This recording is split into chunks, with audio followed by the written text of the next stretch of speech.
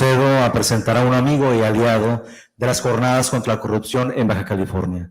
Nos referimos al maestro Sergio Eduardo Guajuca Betancourt, socio y director de HB/HM Abogados. Es abogado con mención honorífica por la Escuela Libre de Derecho, maestro en Derecho con mención honorífica por la UNAM, maestro en Ciencias Jurídicas con mención honorífica por la UP, estudios de alta dirección en el IPADE, diplomado en Filosofía por la Universidad Panamericana, diplomado en Ética Corporativa, Anticorrupción y Prevención de Conflictos de Intereses por la Escuela Libre de Derecho y diplomado en Anticorrupción por la International Chamber of Commerce. Profesor de posgrado en la Escuela Libre de Derecho en la Universidad Panamericana y el Instituto Nacional de Administración Pública y miembro de la Academia Universitaria de Fiscalización de la Facultad de Contaduría y Administración de la UNAM. Fundador y coordinador de la Comisión de Anticorrupción, así como miembro de la Junta de Honor de la Barra Mexicana. Colegio de Abogados, autor de diversos libros y artículos especializados en Derecho y Administración Pública. Es abogado consultor y socio de los despachos Guajuca Betancourt y Haumayer Abogados HBSC y consultores empresariales HBSC, quien por tercer año, el día de hoy, nos hablará del tema denominado los retos, las urgencias y el futuro Sistema Nacional Anticorrupción. Maestro, lo cedemos al uso de la voz. No te brinca, me prestan su... Sí, claro.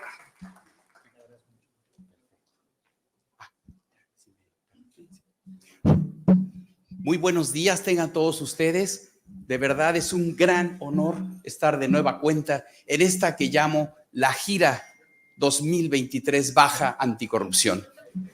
Muchísimas gracias de verdad a la anfitrionía de esta universidad 16 de septiembre, pero por supuesto a las autoridades del gobierno del estado, a la licenciada Rosina Villar, secretaria de la Honestidad y Función Pública, y por supuesto a todos ustedes, bienvenidos de verdad. Muchas gracias por acompañarnos a este trabajo tan importante que se está realizando para poder erradicar de nuestro país este flagelo social que tanto nos ha lastimado. Es increíble la congruencia que ha habido en estas jornadas. Y pues lo ha señalado justamente quien me antecedió en la palabra, Dalia, ha expuesto con impecable sistematización la participación ciudadana. Pero fíjense cómo ayer comenzamos hablando de Transparencia Mexicana con Lalo Bojorquez, que pues nos habló justamente del Parlamento abierto, de los retos a los que se ha venido enfrentando pues el Sistema Nacional Anticorrupción. Le siguió en la palabra don Eduardo Gurzas, coordinador de auditoría en obra pública y adquisición de bienes y servicios de la Secretaría de la Función Pública, para hablarnos justamente de uno de los temas que mayormente impacta en la percepción social de la corrupción, la contratación gubernamental. Y por el otro lado, también encontramos otro de los temas fundamentales en donde pues el representante Andrés García del PNUD, del Programa para el Desarrollo que lleva a cabo la Organización de las Naciones Unidas, pues para hablar justamente de lo que implica la gobernanza y la gobernabilidad. Para concluir con una reflexión magnífica de María de la Luz Lozano de la UNODC, la Oficina de Naciones Unidas contra la Droga y el Delito, que ellos son justamente los custodios de la Convención de Mérida, que justamente en menos de 2 semanas va a cumplir 20 años de haberse expedido. No es curiosidad que el día 9 de diciembre en todo el mundo se conmemore el Día Internacional contra la Corrupción, porque fue justamente el día en que se suscribió en nuestro país la primera Convención Universal. Y bueno, pues esta mañana abrimos justamente con una gran reflexión sobre cómo debemos interactuar con la sociedad civil. Y bueno, pues se ha creado un Sistema Nacional Anticorrupción con instituciones muy claramente definidas, con instrumentos, con leyes, con funcionarios. Pero la gran pregunta que nos hemos de hacer, y como planteamiento inicial esta mañana, yo lanzaría estas 3 preguntas. ¿Creen verdaderamente en sus instituciones? ¿Creen en sus leyes? ¿Creen en sus autoridades? Y en buena medida, la respuesta que ustedes me den a estas preguntas justamente será el punto de partida para reflexionar cuál es el campo fértil para que prolifere este fenómeno social. Solemos hablar constantemente de que hay una interacción directa entre la corrupción y la impunidad. Y al final del día parece hasta tautológico discutir qué fue primero, si la corrupción o la impunidad o la corrupción. Ciertamente son fenómenos distintos, pero tienen vasos comunicantes. Pero yo quisiera agregar un elemento más, aquello que denomino la tríada perversa, la desconfianza. Si ahorita hiciéramos un pequeño momento de reflexión, ¿cómo se sienten como sociedad? Pareciera que estamos viviendo un momento de desolación, un momento de desánimo y peor aún, de indiferencia. Hemos dejado de creer. ¿Y saben por qué? Porque creímos hace 8 años, cuando se reformó nuestra constitución política, el 27 de mayo del 2015, para crear un sistema nacional anticorrupción. Y 13 meses después, aquel 18 de julio del 2016, en que se expidieron las 7 leyes anticorrupción, pensamos que como varita mágica, por el solo hecho de haberse expedido una legislación en la materia, se acababa con el fenómeno. ¿Y qué creen? No es así. No es así. Han pasado los años y resulta con que, lejos de haber mejorado la percepción internacional de nuestro país respecto a este fenómeno, y claro, hay que tener cuidado con las estadísticas porque pueden ser ciertas en lo general, aunque falsas en lo particular, pero al final del día nos colocan en una deleznable posición que, dicho con todo respeto, nos compara con países que tienen 10 veces menos el Producto Interno Bruto que nuestro país. No es justo, ¿verdad? Pero de inmediato solemos echar la culpa a este aparato que se creó. Es que no ha metido a la cárcel a nadie. Es que no devuelven lo que se llevan. Es que es el país de no pasa nada. Y solemos de inmediato voltear y revertir la responsabilidad en el gobierno. Y nosotros como sociedad, decía Baltasar Gracián en una célebre frase, las verdades que más sentimos son las que solemos ocultar. Y en buena medida solemos tener una doble moral. Porque si yo les preguntara, imagínense, ¿son ustedes honestos? Oye, la pregunta ofende. Oye, ¿tu familia es corrupta? Oye, no, pues ¿con quién te juntas? ¿Tus compañeros de trabajo responden a los más altos principios de ética? Por supuesto. Entonces, ¿cómo explicamos que año con año se presenten más de 200 millones de actos de corrupción? Claro, no piensen en la gran corrupción, no piensen en aquellos que como por Duarte de magia desaparecen hasta los tiburones del Veracruz, ¿de acuerdo? No, piensen en la corrupción de cada día, piensen en cada uno de nosotros. Se han hecho 1001 encuestas respecto a la corrupción en el sector privado, que por cierto, y dicho sea de paso, es una gran asignatura que hoy sigue sin estar regulada. Porque normalmente cuando hablamos de corrupción, lo hacemos en función de la interacción con el sector público. Sector privado, sector público. Servidores públicos, gobierno. Incluso hasta la definición misma lo dice. Don Mauricio Merino refiere que la corrupción no es otra cosa sino la captura del poder público. La OCDE, la función pública, habla de que la corrupción pues es el aprovechamiento del poder público en beneficio propio. Eso es corrupción. Y sin embargo yo pregunto, ¿no hay corrupción en el ámbito privado? Evidentemente. Entonces creo que para poder lanzar la primera piedra pues habría que estar libre de culpas, ¿verdad? Entonces, Esto nos hace partir de la base de que hay retos, hay urgencias y por supuesto que hay toda una perspectiva del Sistema Nacional Anticorrupción. Fíjense que a manera de introducción, y me gusta citar una frase que ya la he empleado en otras ocasiones, de Ayn Rand, pero no obstante que la cito año con año, no parece haber mejorado la situación. Hace 73 años hoy, el año pasado hubieran sido 72, decía, cuando adviertan que para producir necesitan autorización de quienes no producen nada, cuando comprueben que el dinero fluye hacia quienes producen no bienes, sino favores, cuando perciban que muchos se hacen ricos más por el soborno y por influencias que por su propio trabajo, y que las leyes no nos protegen contra ellos, sino al contrario, son ellos los que están protegidos contra nosotros.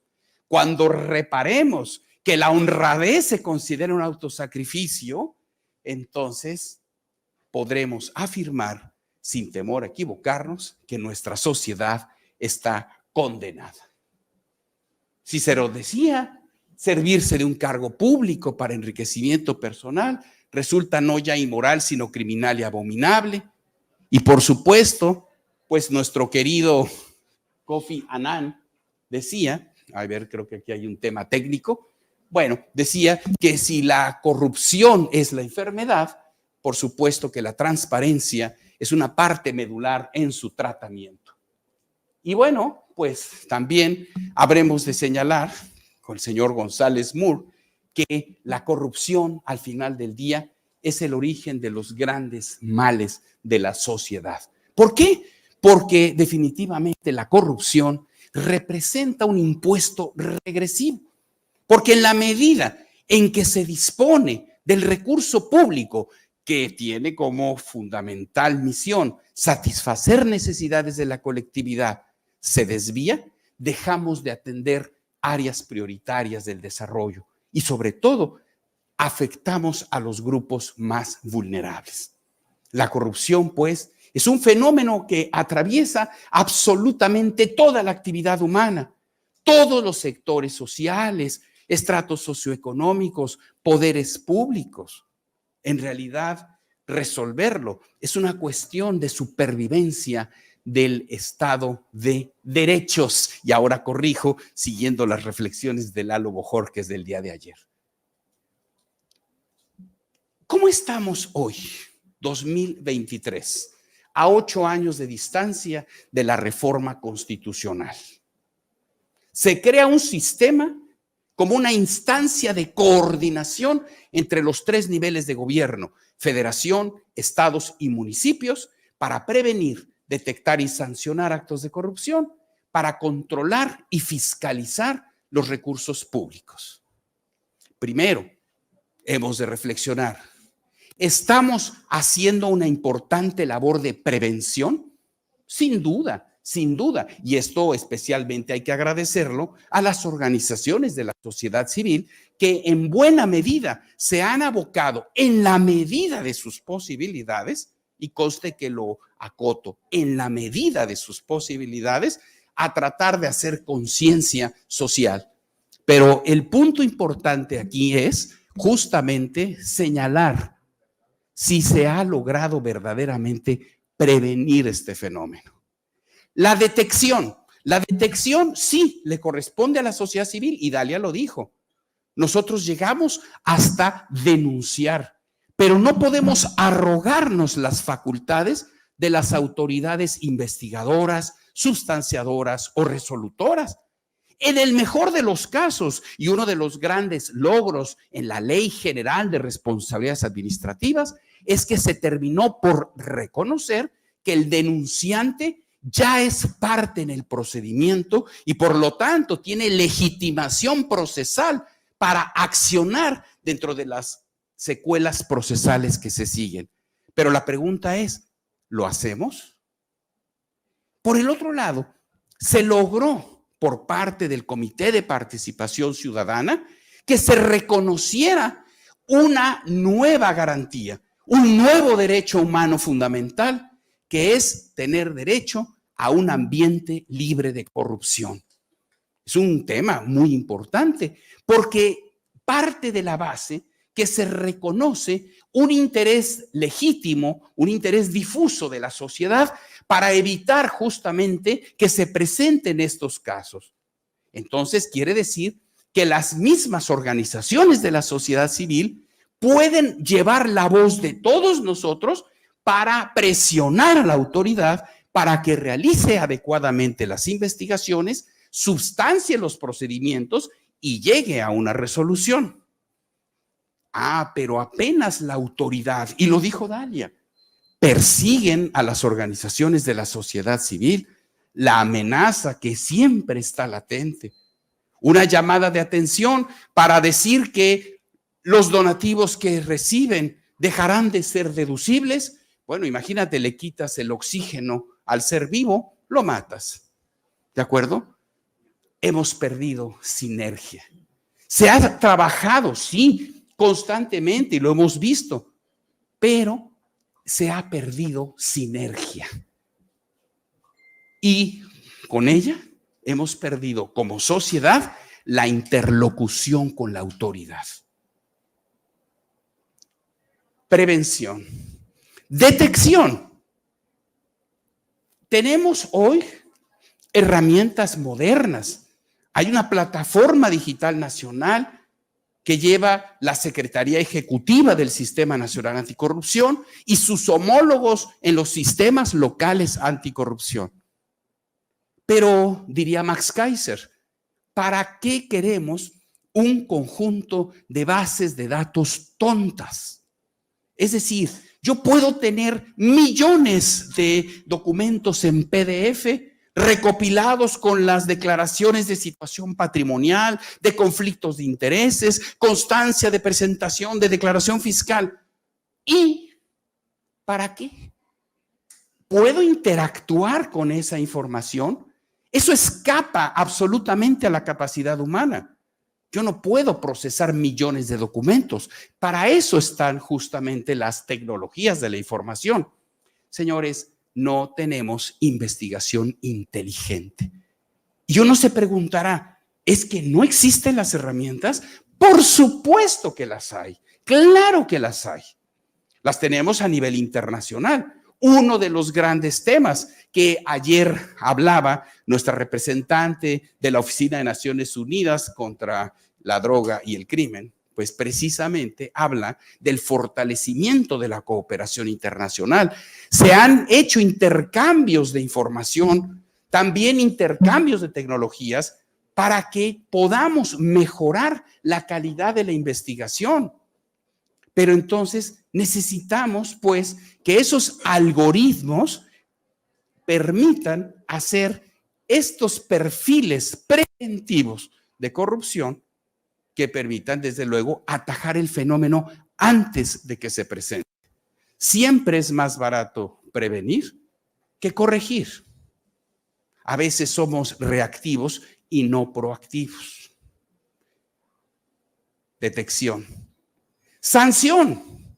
Ahí está el gran tema, porque la sociedad entera está en el desánimo total, porque al final del día tenemos un altísimo índice de impunidad. ¿Y cuál es el tema? Que por 1 y 1000 subterfugios legales andan rondando frente a nuestros ojos una runfla de truanes que sabemos perfectamente que deberían de estar en la cárcel y deberían de devolver lo que se han llevado, y lejos de ello se acogen a sentencias de amparo que les otorgan suspensiones provisionales, definitivas y ulteriores protecciones de fondo, criterios de oportunidad para que queden pronto en libertad, o en el mejor de los casos pisan la sombra un ratito y salen después gustosos a disfrutar 10 generaciones abajo de ellos lo que se llevaron, porque todavía lo disfrutaran ellos en vida. No, se llevan para dar y regalar 10 generaciones, porque no es 1 ni 2 millones los que se llevan, son miles de millones, ¿de acuerdo? Entonces, eso es lo que provoca en la sociedad una gran indiferencia. y luchar contra la desconfianza es uno de los grandes temas. ¿Cómo tenemos que remediarlo? Uno de los primeros retos, vuelvo a citar a don Mauricio Merino, líder de la Red Nacional por la Rendición de Cuentas, de un laboratorio de investigación de la Universidad de Guadalajara, que ha dicho, tenemos que hacer pedagogía del Sistema Nacional Anticorrupción. ¿A qué me refiero con hacer pedagogía? Las leyes ahí están. Estas explicaciones se han repetido ad nauseam. Pero ¿cuál es el tema? No lo estamos entendiendo. Tenemos que volvernos a acercar a la sociedad y reivindicar al sistema, porque el sistema ni es el responsable de llevar a la cárcel al culpable, ni que devuelvan los recursos, sino el sistema es al combate contra la corrupción lo que la CPU es a una computadora. Es el cerebro, ¿de acuerdo? Pero no es el brazo ejecutor. ¿Está claro? Entonces tenemos que trabajar fundamentalmente en el tema de la coordinación.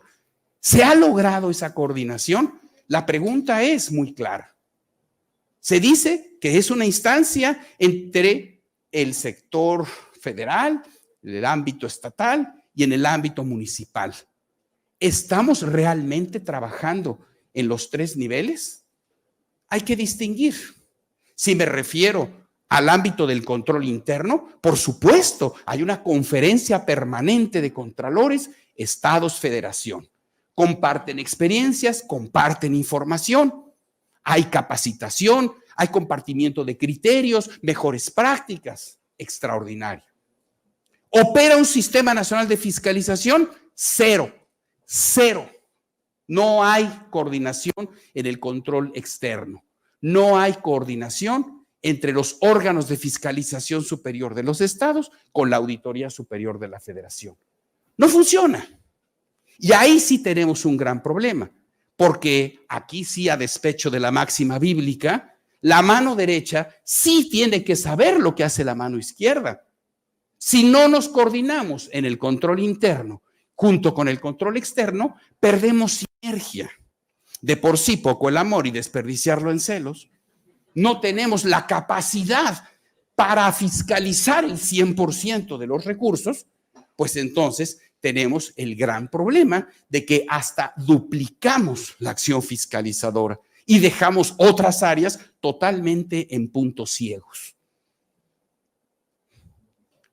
Coordinación, señores, entre todos los actores del sistema. ¿Quién constituye los comités coordinadores? La instancia de control interno y la instancia de control externo. La interna y la externa no se coordinan. La interna sí, la externa no. Tribunales de justicia administrativa. Grandes retos. Se le ha dado un nuevo ámbito de competencia para sancionar las faltas administrativas graves o los hechos de corrupción. Señores, total y absolutamente rebasados. A nivel federal, se previó la creación de 5 salas especializadas y solo tenemos hoy una sala auxiliar especializada en esta materia. Una tercera sección de la sala superior, conformada por 3 magistrados, para hacer la instancia de alzada y conocer de los recursos de apelación, solo tiene 2 magistrados. Necesariamente el presidente del tribunal tiene que reunirse para que haya quórum. Tenemos una verdadera falencia en este tema. Y por el otro lado, tenemos que hablar de la instancia persecutora de los delitos, las fiscalías especializadas para combatir los delitos de corrupción. Ahí ha habido un gran esfuerzo de coordinación. Nos van a platicar sobre este aspecto. La CONAFA, la Convención Nacional de Fiscales Anticorrupción, ha hecho un gran esfuerzo, pero es eso, un gran esfuerzo, porque también tenemos un problema variopinto, como dirían en Latinoamérica, respecto a lo que sucede en todas las entidades de la República Mexicana. Tenemos entidades federativas en donde hay verdadera voluntad política de darle autonomía a las fiscalías generales por un lado y a las fiscalías especializadas por el otro. se les ha dotado de recursos humanos, materiales, financieros para poder llevar a cabo sus atribuciones. Pero tenemos otras entidades federativas que ni siquiera tienen eso, cooptadas totalmente por los ejecutivos. Esa autonomía se queda en entredicho. Peor aún, si el que puede lo más, puede lo menos, pues no es al revés. Entonces las fiscalías anticorrupción se ven limitadas en recursos humanos, materiales y financieros. Porque ¿quién le debe de dotar de esos recursos humanos, materiales y financieros? Precisamente las fiscalías generales, las que a su vez, aun y cuando sean entes constitucionales autónomos, pues al final del día dependen de la voluntad del titular de los ejecutivos, federal o locales. 4. 5. La instancia de transparencia.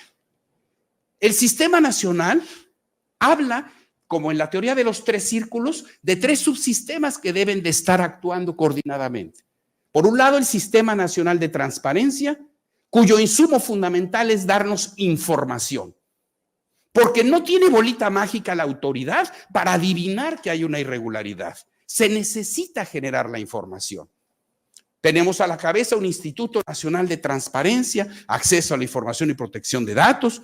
Tuvimos una reforma estructural muy importante al artículo 6 constitucional que dio como efecto la expedición de una ley general de transparencia, acceso a la información pública, que permitió que se expidiera la ley federal más 32 leyes locales en materia de transparencia. Y junto con el Instituto Nacional de Estadística y Geografía, la Auditoría Superior de la Federación, el Archivo General de la Nación y los 32 institutos locales de transparencia deben de actuar en consecuencia. ¿Cuál es el gran tema? Decía Kofi Annan, si la corrupción es la enfermedad, la transparencia es el antídoto. Pues he aquí que estamos en una verdadera paradoja. Somos farol de la calle y oscuridad de la casa. Porque en los índices de medición de Estado de Derecho, pues nos colocan con una calificación muy baja en materia de lucha contra la corrupción, y por el otro lado nos dan una calificación muy buena en materia de transparencia. Entonces, ¿cómo está eso? México es un país muy transparente y por el otro lado muy corrupto. El señor Klitgar se caería muerto del susto. ¿Cómo explico eso? Pues, señores, la calidad de la información. A ver, señores, esto es tan sencillo como pensar en una computadora. La computadora se alimenta ¿de qué? De la información. Si tú le pones basura, ¿qué te va a sacar? Basura. Así de simple. Y perdónenme si soy verdaderamente hereje en lo que estoy diciendo. No estoy hablando de que el sistema produzca basura. De ninguna manera. De ninguna manera. Pero si no hay calidad, veracidad y oportunidad en la información, evidentemente que el resultado no puede ser diverso. ¿De acuerdo? Lavoisier no se equivocó, señores. Nada se crea ni se destruye, solo se transforma. ¿De acuerdo?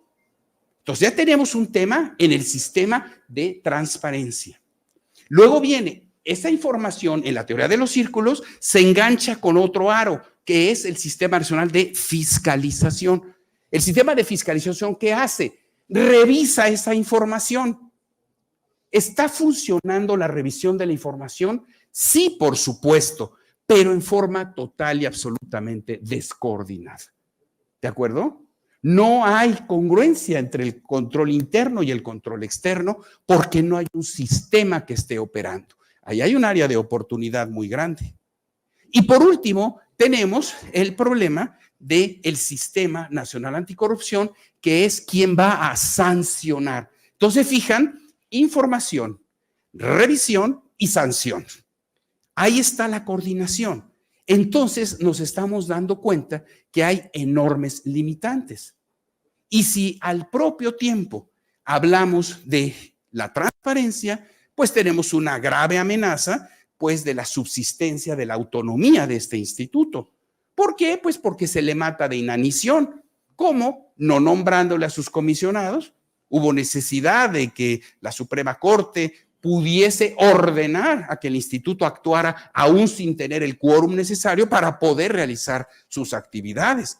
Habrá que reivindicar, pues, desde luego, la parte relacionada con el presupuesto y, por supuesto, también con los nombramientos, ahora especialmente con las recientes renuncias, ¿de acuerdo? Renuncias que evidentemente, y lo preguntaban hace un momento, se dieron porque era obvio, señores. El buen juez por su casa empieza, ¿de acuerdo? Se necesita ser congruente, ¿de acuerdo? Pero van a quedar vacantes estos dos comisionados que han salido del Instituto Nacional de Transparencia y vamos a volver a generar el problema del quórum, ¿de acuerdo? El Consejo de la Judicatura Federal es el otro integrante del comité coordinador. El Consejo de la Judicatura Federal y los consejos de las judicaturas locales manejan la parte disciplinaria de los poderes judiciales. ¿Han cumplido su misión? Perfectamente, sin ningún problema. Una labor discreta como debe de ser del Poder Judicial. Además, finalmente, el Poder Judicial es el último intérprete de las normas jurídicas. Se busca que se alineen a una política nacional anticorrupción y a las respectivas políticas estatales anticorrupción. Entonces, ahí tenemos pues la radiografía de lo que está ocurriendo hoy en día. Ahora, ¿qué retos tenemos enfrente? Diría nuestro llorado Camilo VI, con sus virtudes y defectos. Hoy tenemos un sistema nacional anticorrupción todavía en construcción. Lo que sucede es que la población, insisto nuevamente en el concepto de la pedagogía que debemos hacer en el combate contra la corrupción, precisamente se basa en el hecho de que tenemos que dar a conocer qué es lo que hace el sistema. Insisto, hay que empezar por explicar que las leyes no son fines en sí mismas, son meros instrumentos puestos al servicio de fines ulteriores del ser humano. Podemos tener, y vaya que México se distingue por eso, grandes leyes con sanciones muy rigurosas que pudieran inclusive pensar que inhibirían cualquier acto de corrupción. Pero, señores, si los destinatarios de la norma, que somos todos nosotros, no estamos convencidos de su adecuada aplicación, por más perfecta que sea la norma, no va a ser eficaz. Y eso es lo que sucede. Hay un triángulo perverso también en el acto de corrupción. El acto de corrupción se presenta en función de una necesidad. ¿Cómo pensar en combatir el fenómeno de la corrupción simplemente con leyes? El fenómeno no es meramente jurídico, es interdisciplinario, es económico, es político, es social, es cultural, es un tema moral, ¿de acuerdo? Entonces tiene que combatirse en forma multidisciplinaria, ¿de acuerdo? Primer punto. En segundo lugar, señores, necesitamos también instrumentar acciones en esos distintos ámbitos. ¿Cómo voy a resolver el conflicto de la corrupción si no resuelvo las diferencias sociales abismales que existen en nuestro país? Lo demás se convierte en mera demagogia, señores. ¿Cómo vamos a pensar en un cambio si no comenzamos por nuestros pequeñitos? Ya lo decía Dalia precisamente, la labor que hacen muchas ONGs, pero también la coordinación que debe de haber con nuestras instituciones educativas. Ayer fue muy bonito ver cómo se premiaba a los pequeñitos que ganaron el concurso de dibujo en contra de la corrupción y jóvenes también del estado de Baja California que ganaron a nivel nacional el concurso del cortometraje contra la corrupción. Ahí empezamos a incidir, ¿de acuerdo? Pero ¿cómo le hacemos con ese pequeñito que en la escuela recibe un concepto y en su casa recibe otro? Ahí está una gran contradicción también. Entonces tenemos que trabajar también con los padres de familia, con las madres de familia. necesitamos trabajar con instituciones sociales que también se involucren directa o indirectamente en este tema. Entonces es necesario trabajar con instituciones educativas, universitarias, de investigación, observatorios sociales. Somos mucho más que gobierno, ¿de acuerdo? Como sociedad tenemos una grave responsabilidad que no debemos exclusivamente delegar en la responsabilidad de los servidores públicos, porque estos además tienen un tránsito efímero en el cargo público que ocupan, pero la sociedad es la que pertenece, ¿de acuerdo? Otro aspecto muy importante, volver a darle recursos, porque si no, matamos de inanición la iniciativa, señores. Si hay hasta amenaza de desaparecer a la SESNA, que es la Secretaría Ejecutiva del Sistema Nacional Anticorrupción, imagínense, se pierde el GOSNE que coordina a los 32 sistemas locales anticorrupción. Se debe de preservar su autonomía y no justamente, sino para librarla de decisiones meramente políticas. Son órganos técnicamente especializados que como tales deben de ejercer su función, lejos de los vaivenes de este orden político. ¿De acuerdo? Necesitamos también fomentar el aspecto relacionado con las herramientas de capacitación. Dicen que chango viejo no aprende maroma nueva. Yo creo que sí. No es cosa de que los niños, entonces ya los demás ya nos amolamos hasta dentro de 30 años. No, creo que también los adultos tenemos esa gran responsabilidad y también tenemos que aprender. ¿De acuerdo? Necesitamos capacitar. ¿Por qué se nos caen los procedimientos en los tribunales?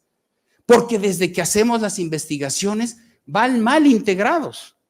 Los informes de presunta responsabilidad administrativa no van fundados o motivados, no llevan pruebas suficientes.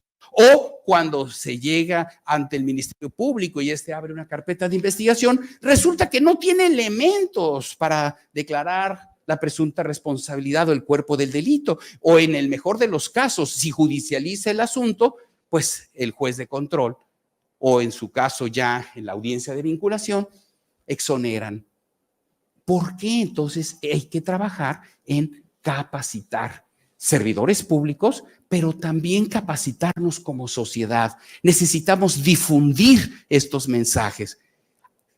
Señalar, dice Claudio X González, que la lucha contra la corrupción es subirnos en una tortuga galápago. Estas tortugas gigantescas son muy lentas, pero son muy fuertes. Una vez que inician su caminar, lento, pero al final del día imparable. Esa es la lucha contra la corrupción. No es un fenómeno que se combate de un día para otro, no es efímero, es constante, es progresivo. Los resultados quizá no los vea nuestra generación, pero sí la tienen que ver la generación de nuestros hijos y los hijos de nuestros hijos, ¿de acuerdo? Porque se está dando el primer paso para un México mejor. Y no es utilizar la frase de lugar común, es real, ¿de acuerdo? Pero cada uno de nosotros debería de ser agente de cambio. Cada uno de nosotros tiene una responsabilidad que hacer, tiene que asumirla, pero también tiene que saber exigir esos derechos. El día en que la sociedad deje de ser permisiva y dejemos a un lado ese epígrafe de Baltasar Gracián, que las verdades que más sentimos son las que solemos ocultar, y nos despojemos de esa doble moral que en muchas ocasiones tenemos y analicémoslo en pectore. Porque a veces decimos, ay, bendita corrupción, gracias a eso logré sacar un trámite, logré satisfacer una necesidad. Sí, pero, y el pero, hay una congruencia. Entonces debemos pues aprender a ser congruentes con pequeños esfuerzos y actos de cada día. No se necesitan labores faraónicas para tratar de cambiar el orden de cosas. A ver, ¿qué tiene de diferencia la sociedad finlandesa, noruega, sueca, danesa, australiana o neozelandesa respecto a México. Somos seres humanos también, somos seres, unidades biopsicosociales, con aspiraciones, principios, intereses, virtudes y defectos iguales. ¿Dónde está la diferencia, señores? En tener la voluntad de hacer las cosas, el no cejar en este esfuerzo y no desanimarnos, de verdad, porque de otra suerte nosotros mismos somos los portadores de la mala nueva de que las cosas no están funcionando. Es que si algo no funciona es porque hay que cuestionarnos. ¿Qué estoy haciendo yo en lo personal? Y eso midámoslo en la intimidad de nuestra reflexión personal. ¿En qué estoy fallando yo? En mi actividad, por importante, modesta, discreta o pública que se realice. ¿De acuerdo? Y eso es finalmente lo que permite reafirmar que las palabras pueden convencer, pero los ejemplos son los que nos arrastran. Ojalá, de verdad, que estas séptimas jornadas anticorrupción que se han organizado aquí en el estado de Baja California nos permitan nuevamente regresar a los principios básicos, regresar al origen de lo que dio lugar a este tema de la lucha contra la corrupción. Si en 2015 el apoyo unánime de la sociedad, que se tradujo en 640,000 firmas que apoyaron esa iniciativa ciudadana de ley 3 de 3, que no era sino una ley general de responsabilidades administrativas, y que pudieron ser 2 millones de firmas, créanme, no se necesitaban sino 108,000 en ese momento.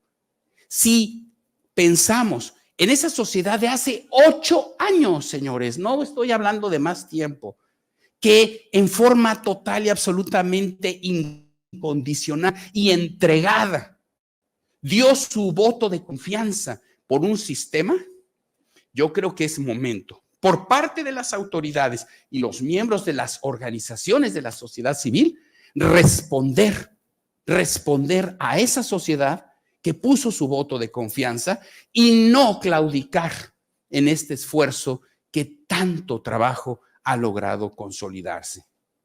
Verdaderamente, recordemos en 15 días, cuando el 9 de diciembre se junten en Mérida las autoridades de todo el mundo para conmemorar la suscripción de una convención universal contra la corrupción, recordemos que si por algo se escogió a nuestra maravillosa ciudad blanca de Mérida, Yucatán, fue porque se pensó que los mexicanos seríamos capaces de reivindicar esa mala imagen que se habría proyectado a nivel mundial.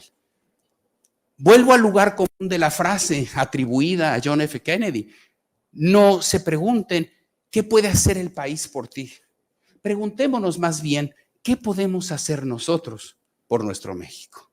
¿De acuerdo? Pues muchísimas gracias y quedo a sus órdenes para cualquier pregunta.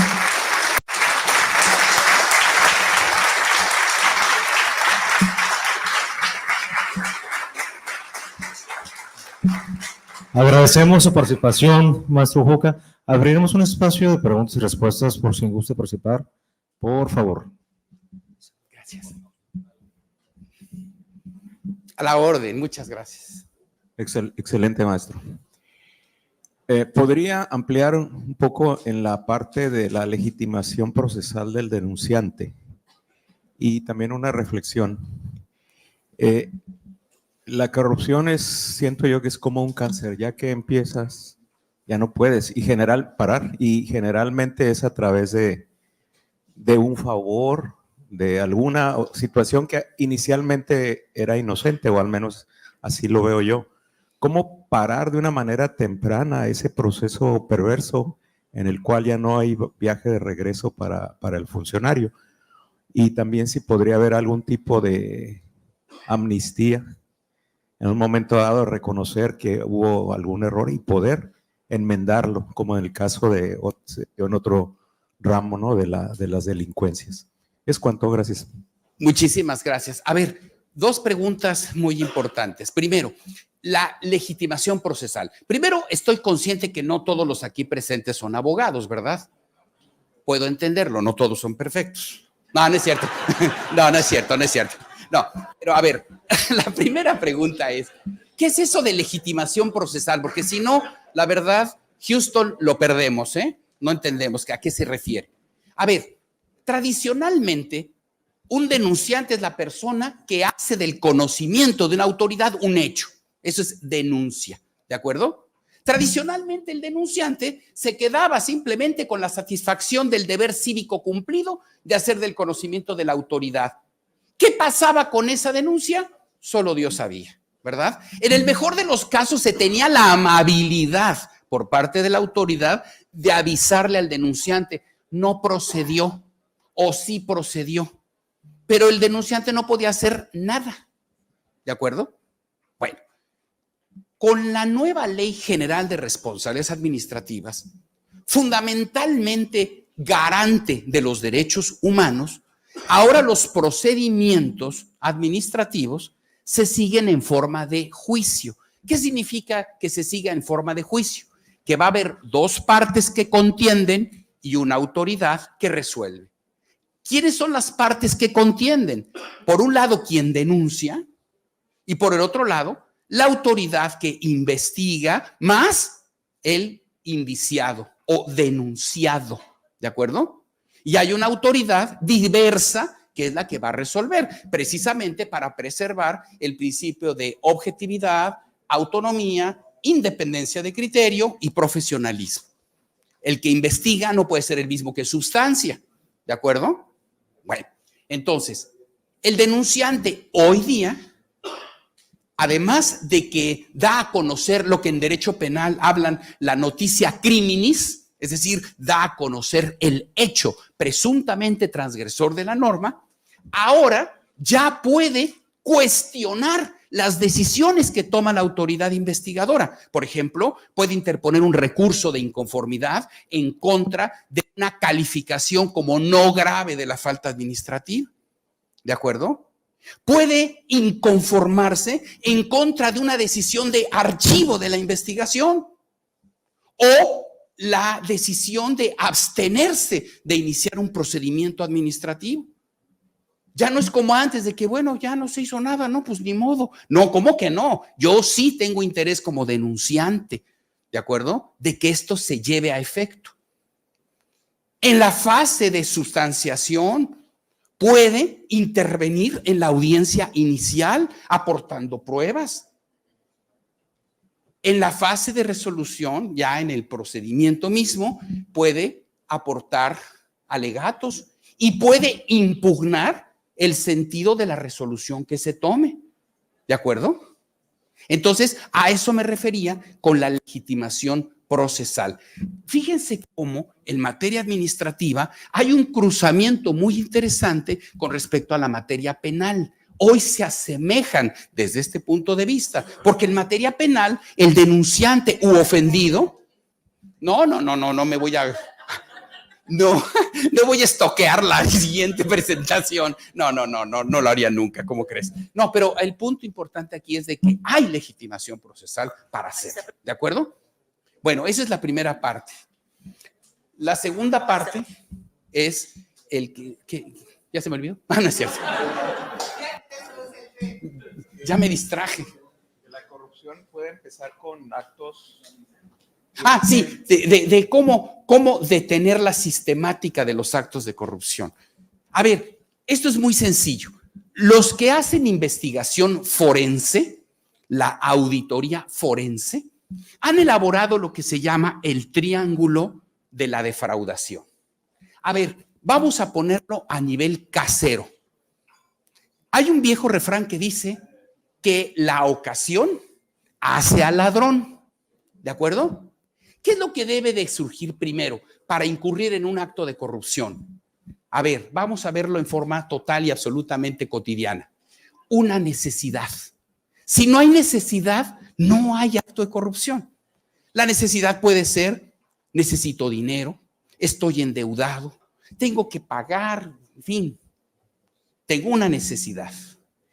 El segundo aspecto importante es buscar la justificación psicológica para poder realizar el acto de corrupción. Esa es la parte importante de lo que usted decía, cómo detener el acto de corrupción, la parte psicológica.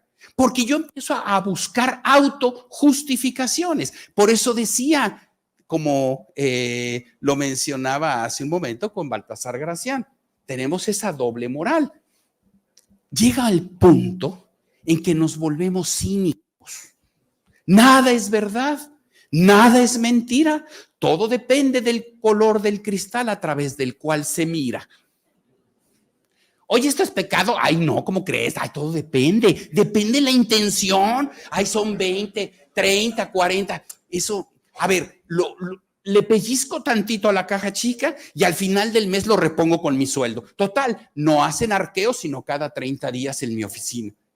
Sí, lo podrás hacer la primera vez y se te apeteció fácil. Y nos empezamos a autoconvencer de la normalidad del acto. Entonces, la justificación psicológica. Y el tercer punto, la oportunidad. La oportunidad. Porque, a ver, si tienes la necesidad, pero tienes principios firmes, no te vas a justificar. Pero si tienes la necesidad, ya te justificaste, vas a buscar la oportunidad. Pero si se te cierran las puertas a la oportunidad porque hay adecuados mecanismos de control en tu organización, no vas a poderlo hacer. ¿De acuerdo? Entonces no va a haber acto de corrupción.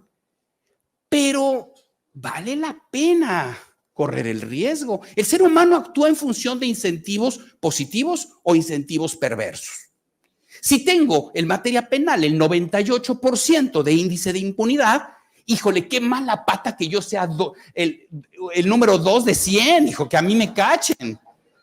Aún así, de esos dos, solo un 60% va a terminar con sentencia condenatoria. Ya de plano, qué mala pata que a mí me agarren. Entonces sí vale la pena correr el riesgo. Entonces, fíjate, se da así ese triángulo en la auditoría forense. Bueno, así se explica el fenómeno de la corrupción. ¿Cómo detener ya esa sistemática en el acto de corrupción? Ay, esto es como un vaso de agua. Hombre, no se le niega a nadie. El ciego por Adela N.F. Green es normal.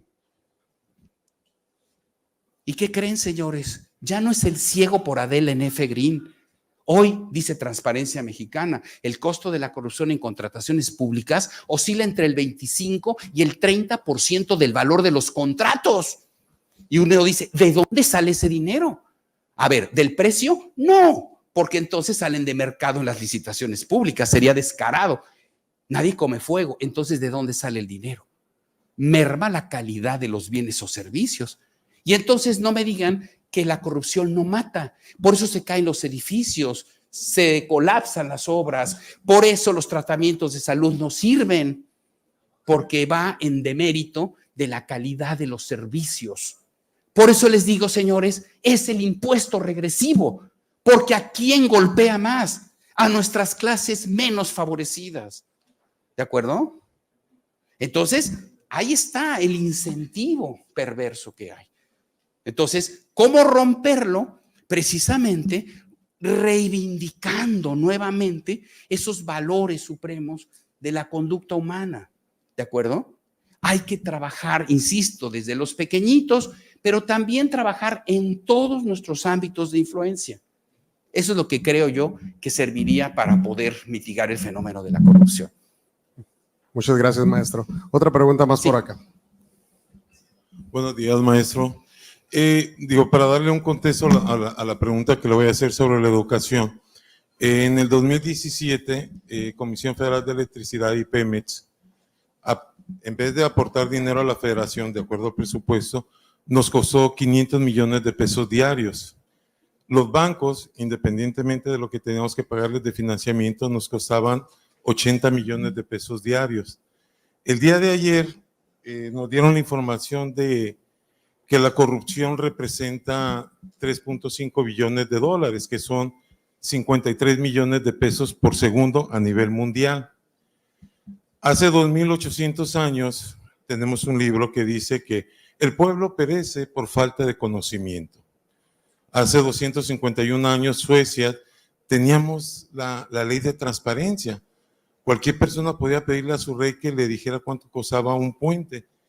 Y hasta donde yo sé, en nuestro estado todavía no tenemos en las universidades una materia que se imparta de anticorrupción o combate a la corrupción. Mi pregunta es, desde su punto de vista, la verdad que le agradezco todo lo que nos compartió el día de hoy y es muy importante su opinión.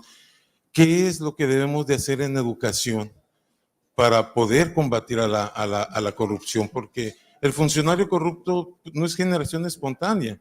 Creo yo que nace, lo creamos desde nuestra familia y creo que es mi opinión, la educación es lo que nos puede hacer la diferencia. ¿Qué opina usted? A ver, definitivamente es muy cierto lo que estamos comentando. Y también hace 2300 años, pues el gran estagirita Aristóteles decía que los pueblos que ignoran su historia están condenados a repetir sus tragedias. Evidentemente, ¿no? Hay que aprender del pasado para entender el presente y preparar el futuro. Bueno, la parte educativa es muy importante, justo. ¿Por qué? ¿Por qué no tenemos reivindicada nuevamente una materia de civismo? Una materia que va desde los pequeñitos, los jovencitos, chiquillos de primaria, los jovencitos de secundaria, preparatoria, y ya no se diga una cátedra magistral de anticorrupción en todas las carreras, porque esto hay en las carreras de derecho, pero no la hay en todas y cada una de las disciplinas del conocimiento. Yo creo que es muy importante y esto es algo muy fácil que se puede hacer, porque a veces decimos, es que no hay dinero. No, hay dinero, hay recursos, hay talentos, hay que saberlo buscar, coordinarse con organizaciones de la sociedad civil que están ávidas. Ya lo dijo Dai hace un minuto. Y junto con Ethos hay muchísimas otras organizaciones de la sociedad civil que de eso piden su limosna, de tener la manera de encauzar esos esfuerzos y que estos se puedan multiplicar. Cada uno de nosotros debe de ser una suerte de guijarro que se lanza a un estanque de agua quieta y que genera una onda de reverberación. Porque esto no puede hacerse depender de 5, les llamo yo, niños héroes o mujeres maravilla, miembros de los comités de participación ciudadana. No pueden solos, necesitan el apoyo de todos nosotros. De todos nosotros somos mucho más gente decente, gente buena, servidores públicos que dejan la vida atrás de un escritorio para hacer las cosas bien, de que quienes han actuado, actuarán siempre con actos venales. Eso simplemente ha sido ya histórico. Pero sí tenemos que trabajar, sobre todo a nivel social, en reprobar este tipo de conductas y no al revés, que pareciera que a veces la sociedad premia al corrupto. Denle paso a don señor, poderoso caballero, don dinero. Oye, ¿y de dónde lo sacó? Hay sociedades que repugnan esos actos, ¿de acuerdo? Entonces, pero es una labor constante. Hay una realidad inequívoca, porque la corrupción es el picaporte de los grandes crímenes de la humanidad. No se puede entender el terrorismo internacional, no se puede entender el tráfico de armas, el tráfico de estupefacientes, el tráfico de personas, si no es a través de la corrupción. Hoy las fronteras, miren, aquí nada menos, nos dividen territorios, pero no nos dividen problemas. Este es un fenómeno que ocupa la agenda universal. No es nada más de México, es de todo el mundo, ¿de acuerdo? Pero entonces hemos trabajado en fortalecer la cooperación internacional. México es el más entusiasta participante en los foros internacionales. Tenemos libros, ensayos, ponentes de calidad mundial. Y sin embargo, ¿por qué no lo llevamos a la práctica? Por eso les digo, tenemos las mejores leyes, pero somos mejores para evadirla. De verdad, tenemos esa habilidad extraña los mexicanos. Hacemos la regla, pero de inmediato conseguimos el antídoto. Entonces, la educación es sumamente importante, trabajarla en todos los niveles. Y decimos, ¿no hay recursos? No, sí hay recursos. Basta con que se suscriban convenios de coordinación. Estoy cierto que el 100%, de verdad no creo que haya una institución de educación superior que no esté dispuesta a entregar los esfuerzos de sus académicos para que puedan permear este trabajo en todos los niveles educativos, desde el preescolar, educación básica, media, superior, hasta de posgrado. ¿De acuerdo? 1. 2. Que no tenemos capacidades para generar herramientas de investigación, herramientas de inteligencia. Ayer lo vieron, 2 jovencitos hicieron un cortometraje de primerísima que ganó el premio nacional. ¿Ustedes creen que nuestros jóvenes no tienen los talentos para generar los algoritmos? Si tenemos un Google que conoce más de nosotros que nosotros mismos para generar perfiles de comportamiento de consumo, ¿ustedes creen que no podemos generar perfiles de comportamiento de actos ilícitos? Evidentemente que sí. Tenemos las herramientas y estoy cierto que puede haber convenios para que se pueda con la iniciativa privada trabajar con el sector público para generar estas herramientas. Y no cuesta dinero. ¿Ustedes creen que a nivel internacional no hay herramientas que se pueden compartir? Para eso son las convenciones internacionales, para intercambiar las mejores prácticas y experiencias. Se necesita voluntad de hacerlo, nada más. ¿De acuerdo? Bueno, muchísimas gracias, maestro. Bueno, no quiero ser abusivo del tiempo, salvo que alguna opinión. Una última pregunta acá. A la orden. Gracias, maestro, y bienvenido y gracias por sus aportaciones con nosotros. No quiero escucharme muy radical con la intervención, pero tal vez sí me gustaría saber su opinión. Y de ahí el planteamiento, ¿no? Ayer, en el primer día de esta jornada, en una de las ponencias, recuerdo muy bien y me llamó mucho la atención, que se propuso como una de las recomendaciones del Programa de las Naciones Unidas para el Desarrollo, la expresión, creo que era la primera recomendación que decía como encabezado, renegociar el contrato social. Y también me llamó la atención, añadiéndose a esa recomendación, sin necesidad de cambiar la Constitución, de reformarla. Honestamente, eso me parece un sueño guajiro, ¿no? Porque por la tendencia político-histórica del país, nosotros como Estado, pues hemos tendido a reformarla, etcétera, cambiarla para acomodarla, adecuarla a lo que nosotros vivimos, ¿no? A la realidad que se vive pues en el momento histórico, ¿no?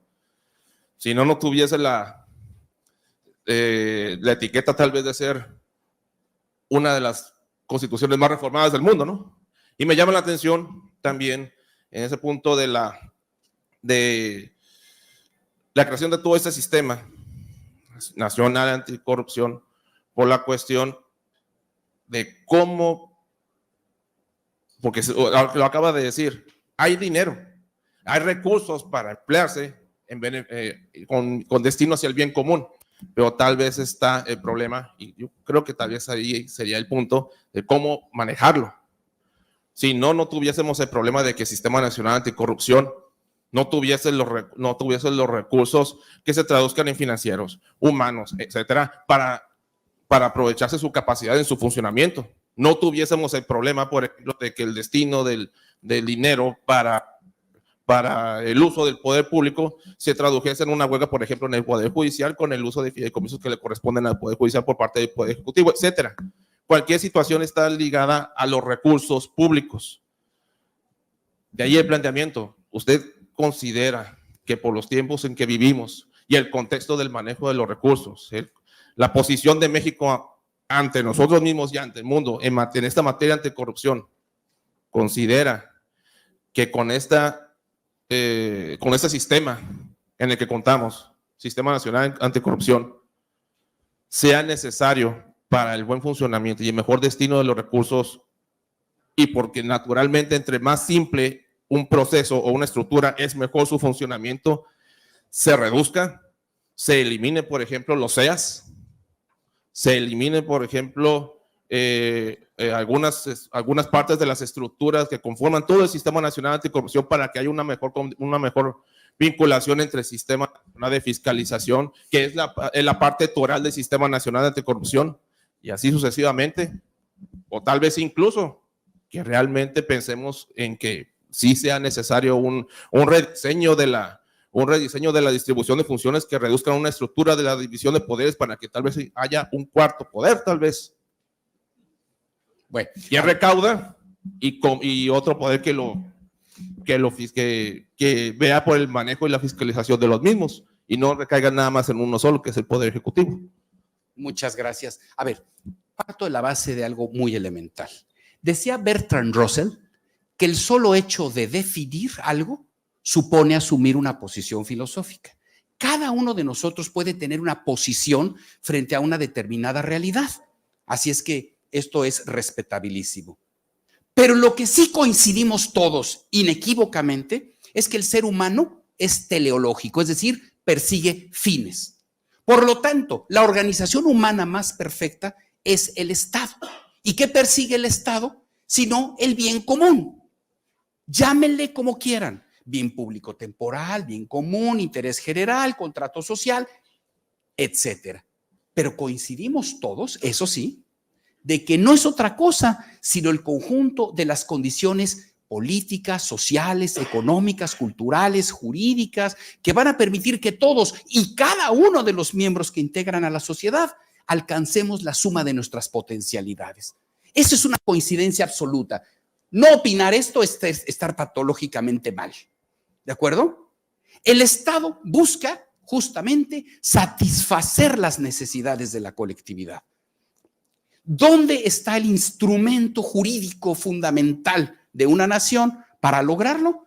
En su constitución política. La misma palabra lo dice, es el instrumento que constituye, que le da forma a un Estado.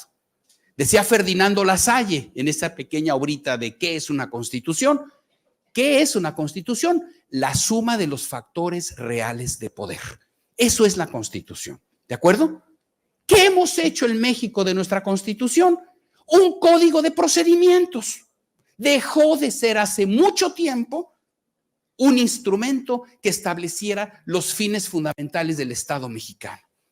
De verdad, hoy leer la Constitución es verdaderamente soporífero. Cualquier artículo que ustedes quieran leer tiene 4 o 5 páginas. Es un horror. Ahora, cada vez que queremos modificar una norma, un procedimiento que podía quedar a nivel de un reglamento, no, hay que mover la Constitución. Porque hemos querido ser tan casuísticos que a eso hemos llegado. ¿De acuerdo? Entonces, la Constitución hoy en día, franca y sinceramente, es una norma más. Ya no es lo que sería la declaratoria de principios fundacionales de nuestro país. Por eso te digo, no es necesario reformar a la Constitución política para regresar a los principios fundamentales, que esos afortunadamente no han cambiado. ¿De acuerdo? Sigue siendo el instrumento para alcanzar la suma de las potencialidades de toda la sociedad. Ahora, ¿qué es importante? Y lo dijo ayer Andrés García del PNUD. Dijo, hay que buscar renegociar el contrato social. Es decir, tenemos que volver a cuestionarnos qué queremos como sociedad. Ese es el contrato social. ¿De acuerdo? ¿Qué queremos? Pues todos queremos un México mejor. Bueno, se oye precioso, o sea, también patológicamente sería decir lo contrario. Todos queremos un México mejor, todos queremos un estado de bienestar. Eso es fundamental. El ser humano para eso existe, para ser feliz, para tener sus necesidades satisfechas. Eso es incuestionable. Ahora, ¿en qué no podemos estar necesariamente de acuerdo? En los medios que se necesitan para alcanzar esa finalidad. Un medio fundamental es la ley, sin lugar a dudas, pero es eso, un medio. Pero atrás de la ley hay muchos otros aspectos que le dan sustento. Por eso, hoy hablar de un sistema nacional anticorrupción es hasta hoy pues lo que a un estado de evolución se ha alcanzado. Quizá mañana pueda venir algo mejor, no lo conozco con toda honestidad, pero quizá pueda venir algo mejor. Enhorabuena, y tendremos que evolucionar como sociedad, porque al final del día las sociedades cambian en el espacio y en el tiempo, ¿de acuerdo? La sociedad de hace 100 años es totalmente diferente a la de hoy. ¿Por qué? Pues porque va evolucionando. Los mismos principios que la sociedad se autoimpone van cambiando y las normas van buscando anticiparse en algunos casos o en algunos otros van a la saga. Se presenta primero el fenómeno y luego se regula. ¿De acuerdo? Esto es un sistema de derecho escrito como el nuestro. Entonces, aquí lo importante es, más allá de una reforma constitucional que creo no se necesita, hoy más bien es darle vida a las instituciones que ya tenemos. Pero ojo, no son instituciones que dependan del gobierno. El gobierno también es un instrumento, es un elemento más del Estado. Constituye al Estado la población, el territorio, el gobierno y el fin. El gobierno es un elemento nada más. ¿Y a quién responde el gobierno? A la sociedad. ¿Quién tiene que exigir al gobierno? La sociedad. ¿De acuerdo? Entonces, dejemos pues una posición pasiva y seamos nuevamente agentes de cambio. Eso creo yo que es lo que debe de suceder. Y por eso convengo totalmente con el PNUD, que dice claramente que hay que renegociar ese pacto social. ¿Por qué? Porque el PNUD en sus objetivos, y ayer lo explicaron muy puntualmente, busca que las sociedades alcancen mejores condiciones para su desarrollo. ¿De acuerdo? Entonces, pues esa sería mi respuesta. Y yo les agradezco de verdad, mil gracias por haber permitido estar con ustedes. Mucho éxito en esta jornada.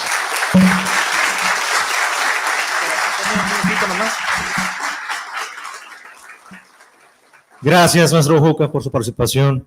Le pido nueva cuenta a la licenciada Daniela Joana Cepeda Aguilar.